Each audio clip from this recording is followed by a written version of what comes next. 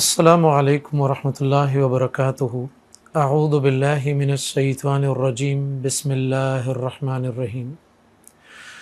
الحمد للہ الذی خلقنا ورزقنا وانعمنا علی نعم ظاہرا وباطنا، افضل الصلاة وازکی السلام علی نبینا محمد صلی اللہ علیہ وسلم وعلی آلہ وصحبہ اجمعین وعلی من اتبع الہدی الی یوم الدین، اما بعد۔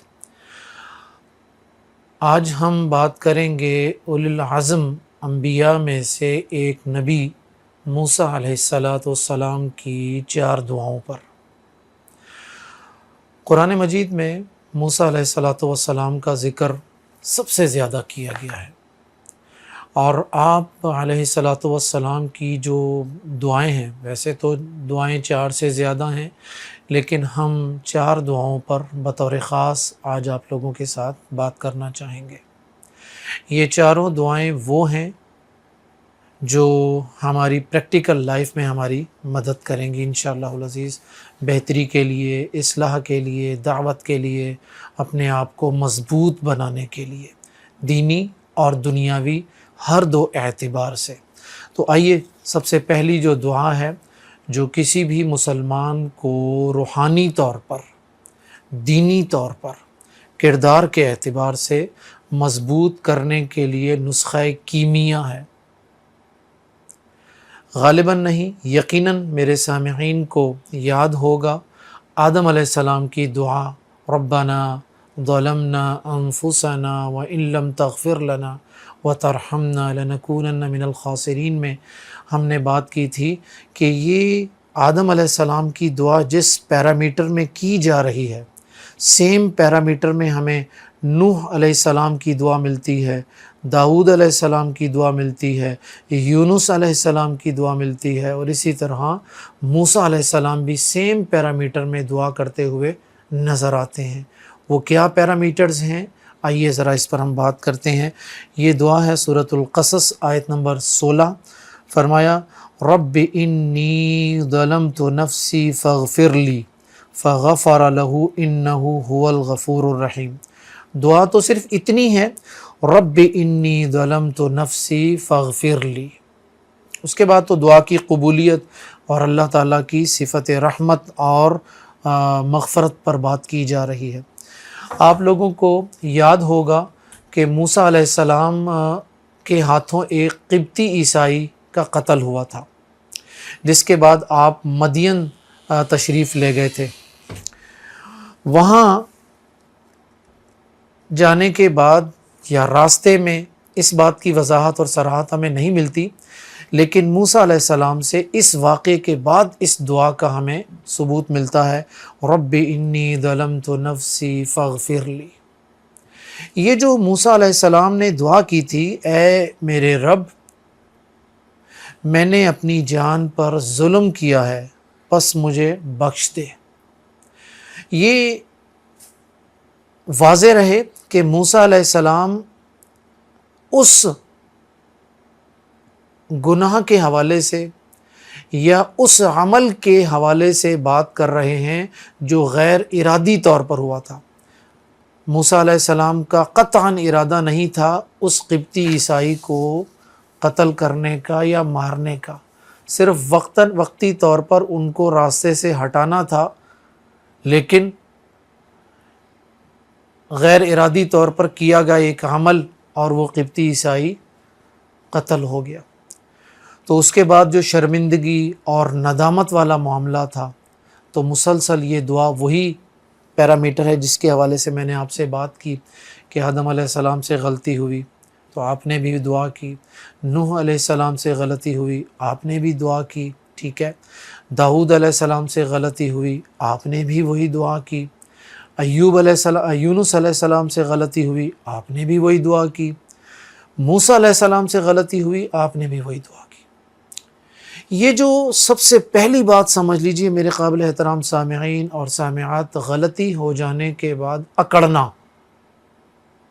اس کی لاجکس دینا، ایکسکیوزز دینا، صفائیاں اور وضاحتیں دینا، جیسا کہ ہماری ایک عادت ہوتی ہے، ہم سے جب غلطی ہوتی ہے تو ہم کوشش کرتے ہیں کہ اپنے آپ کو اس انداز میں نکال لیں کہ ہم پر کوئی حرف نہ آئے، ہم بے گناہ ثابت ہو جائیں، کسی اور کا جو کچھ بگڑتا بگڑتا رہے۔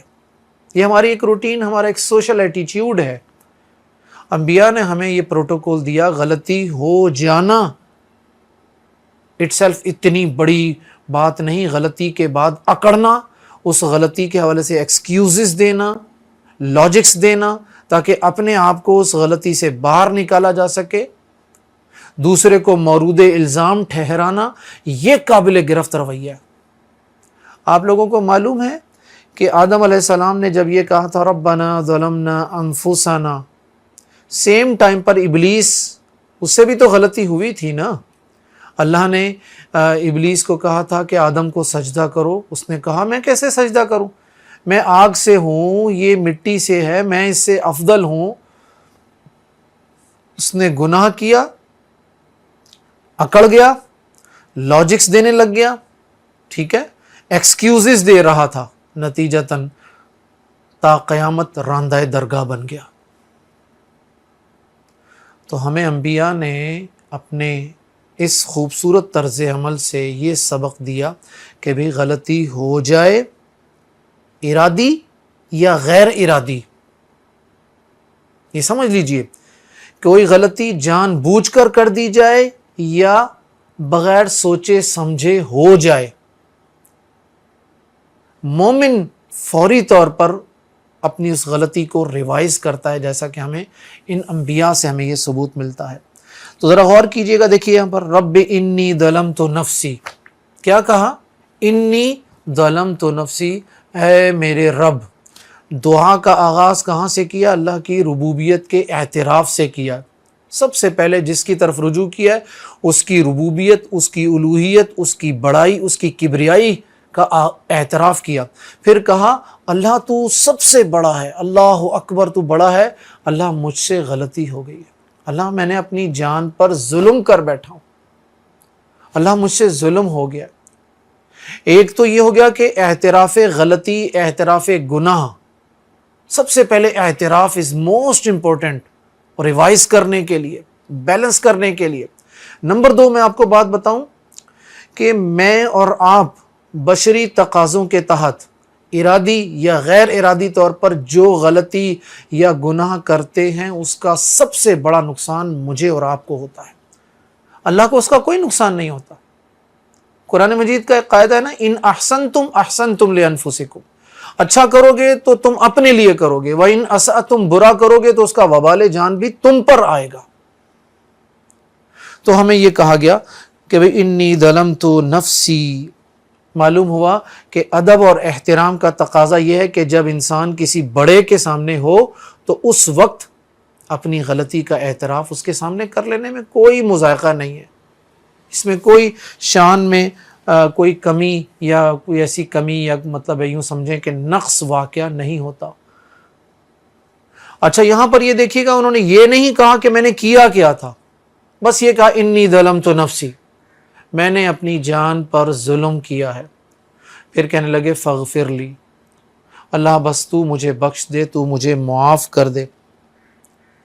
آپ یہ دیکھیے گا کہ آدم علیہ السلام، نوح علیہ السلام، ایوب علیہ السلام، داؤد علیہ السلام، موسیٰ علیہ السلام، ان 5 انبیاء کی جو دعا ہے غلطی کے اعتراف کے بعد جو دعا کی گئی، اللہ تعالیٰ نے فوری طور پر اس دعا کی قبولیت پر بھی سند ایک دے دی۔ کیا کہا فغفر لہ، ادھر دعا مانگی اور ادھر دعا قبول ہوئی۔ تو اس سے ہمیں ایک سبق یہ بھی ملتا ہے کہ اگر ہم اسی پیٹرن پر، اسی کرائٹیریا کے ساتھ، اسی پروٹوکول کے تحت، اسی یقین کے تحت اللہ کی طرف رجوع کریں اپنے گناہوں کے حوالے سے، اپنی غلطیوں کے حوالے سے، تو ہمارے گناہ، ہماری غلطیاں بھی فوری طور پر معاف ہو جاتی ہیں۔ فغفر لہ، اللہ تعالیٰ نے ان کو بخش دیا، اللہ نے ان کی وہ غلطی کوتاہی کو معاف کر دیا۔ انہ هو الغفور الرحیم، بے شک اللہ تعالیٰ جو ہے وہ بخشنے والا ہے اور رحم کرنے والا ہے۔ تو بھائی خلاصہ جو ہے اس دعا کا یہ ہے کہ بندہ مومن اپنی کسی غلطی پر، کسی کوتاہی پر، کسی گناہ پر اکڑتا نہیں ہے، غرور تکبر نہیں کرتا، لاجکس نہیں دیتا، ایکسکیوزز نہیں دیتا، وہ اپنی غلطی پر اپنا دفاع نہیں کرتا، بلکہ اس کا دل اس کو بتاتا ہے کہ واقعی غلطی مجھ سے ہوئی ہے، میں اس میں قصوروار ہوں، تو وہ فوری طور پر اللہ کے سامنے اپنی غلطی کا اعتراف کرتا ہے اور اللہ تعالیٰ سے استغفار کرتا ہے، توبہ کرتا ہے، معافی مانگتا ہے۔ آپ یقین کیجیے اللہ تعالیٰ کی طرف سے فوراً معافی کا اعلان بھی ہوتا ہے۔ آخری ایک چھوٹی سی بات میں بتا دوں آپ کو، جب آپ کبھی زندگی کے کسی ایسے مرحلے میں اللہ تعالیٰ کے حوالے سے، ارد گرد لوگوں کے حوالے سے کسی غلطی کا ارتکاب کر بیٹھیں، بشری تقاضے کے تحت ہو جاتی ہے غلطی، کون ہے جو معصوم ہے، پرفیکشن نہیں ہے ہمارے پاس، تو آپ جیسے ہی معافی مانگیں، اللہ سے استغفار کریں، آپ کا دل اطمینان میں آ جائے گا۔